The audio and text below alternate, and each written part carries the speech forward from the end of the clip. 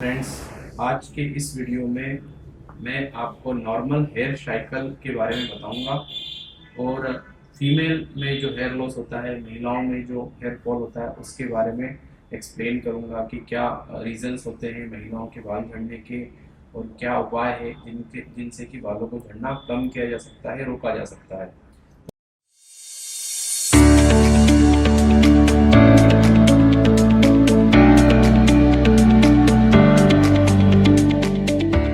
तो सबसे पहले हम हेयर साइकिल को समझेंगे कि ये हेयर फॉल और हेयर ग्रोथ का जो साइकिल है वो क्या होता है।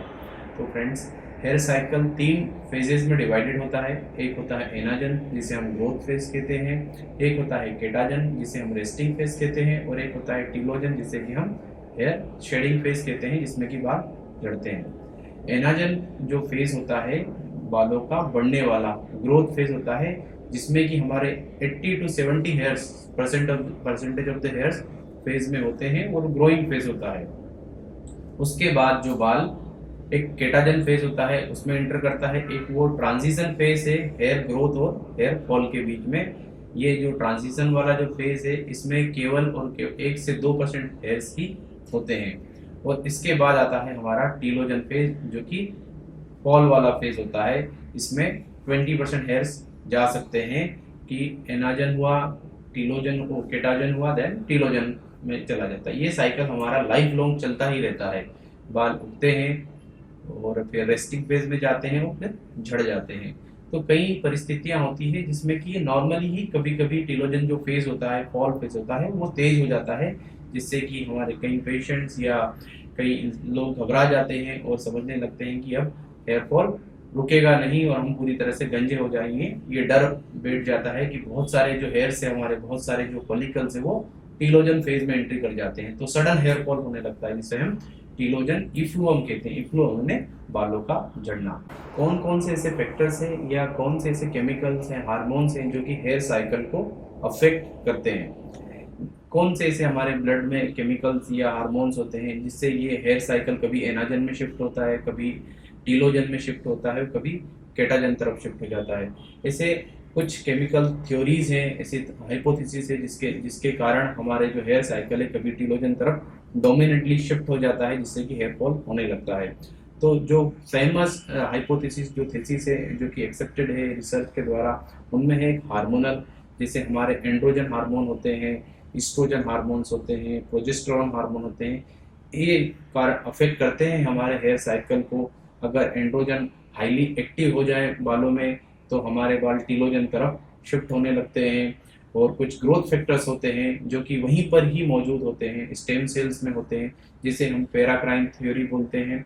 ग्रोथ फाइटर फैक्टर्स की कमी के कारण भी जो हमारा एनाजन फेज है वो टीलोजन तरफ चला जाता है। और यही एक रीजन है, यही एक कारण है जिसके कारण कि पीआरपी, एक जो प्लेटलेट रिच प्लाज्मा थेरेपी है, ग्रोथ थेरेपी है, इसे हम वेम्पायर थेरेपी बोलते हैं, स्टेम सेल थेरेपी बोलते हैं, वो बड़ी फेमस हुई है इन ग्रोथ फैक्टर के कारण है कि इन ग्रोथ फैक्टर की कमी के कारण हमारा जो एनाजन वाला फेज है वो टीलोजन में शिफ्ट हो जाता है। वो पीआरपी क्या करता है, ग्रोथ फैक्टर प्रोवाइड करता है जिससे कि टीलोजन वाला फेज वापस एनाजन तरफ चला जाए। तो ये कुछ एक्सेप्टेड फैक्टर्स है जिनके कारण हेयर साइकिल हमारा चेंज होता रहता है। कुछ हमारे हेयर्स होते हैं जो कि हमारे हार्मोनल इफेक्ट से बच जाते हैं। वो बॉडी के जैसे आईब्रोज हो गई, आई लैशेस हो गए, और लेनुगो हेयर जो कि बच्चे में पैदा होते हैं, जो हेयर्स होते हैं लेनुगो हेयर्स कहते हैं। इन पे हार्मोन्स का कोई इफेक्ट नहीं पड़ता है। एंड्रोजन, थायराइड, ईस्ट्रोजन, प्रोजेस्टेरोन, इन हार्मोन्स का इन बालों पर कोई असर नहीं पड़ता है और इनका हेयर साइकिल चलता ही रहता है, इर्रेस्पेक्टिव ऑफ कॉन्सेंट्रेशन ऑफ जो हमारा हार्मोन ब्लड में कैसा ही हो, कितना ही काम करे, इन बालों को कोई इफेक्ट नहीं करता है।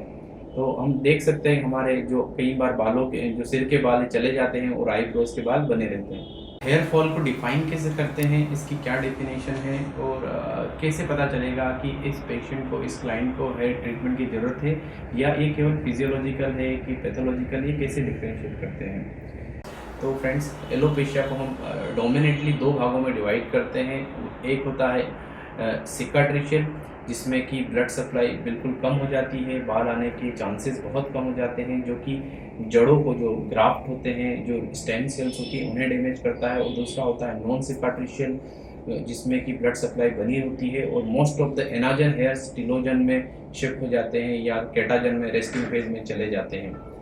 नॉन सिकाट्रिशियल एलोपेशिया को हमने दो भागों में और डिवाइड किया है। जिस लोकेलाइज्ड हेयर फॉल होता है, जिसे हम एलोपेशिया एरिएटा या ट्राइकोटिलोमिनिया जैसे इसमें आते हैं, और जो जनरलाइज्ड हेयर फॉल है जैसे कि एंड्रोजेनेटिक एलोपेशिया एंड टिलोजन इफ्लुअम, जो कि बहुत कॉमन, सबसे कॉमन जो हेयर फॉल की समस्या है आदमियों और महिलाओं दोनों को मिलाकर, वो टिलोजन इफ्लुअम है, जिसे जो कि एक फिजियोलॉजिकल रिस्पॉन्स होता है, पर पेशेंट इतने परेशान हो जाते हैं कि वो एक बीमारी का भी रूप ले सकता है। हेयर फॉल को डिफाइन करने के लिए क्लिनिकली बहुत सारे टेस्ट हम करते हैं, पर ये सारे के सारे कई बार पेशेंट पर भी निर्भर करता है और जो डॉक्टर या जो फिजिशियन, जो ट्राइकोलॉजिस्ट कर रहे हैं, उस पर भी डिपेंड करता है इनके रिजल्ट। तो इसलिए स्टैंडर्डाइज कोई प्रोसीजर अभी तक क्लिनिकली मौजूद नहीं है जिससे कि हम डिफाइन कर सकें इसे हेयर फॉल की सीरियस या बिल्कुल वास्तव में कोई समस्या है। हम पुल टेस्ट करते हैं, पेस्ट टेस्ट करते हैं, ग्लोबल फोटोग्राफी करते हैं, पर ये सारे के सारे जो टेस्ट है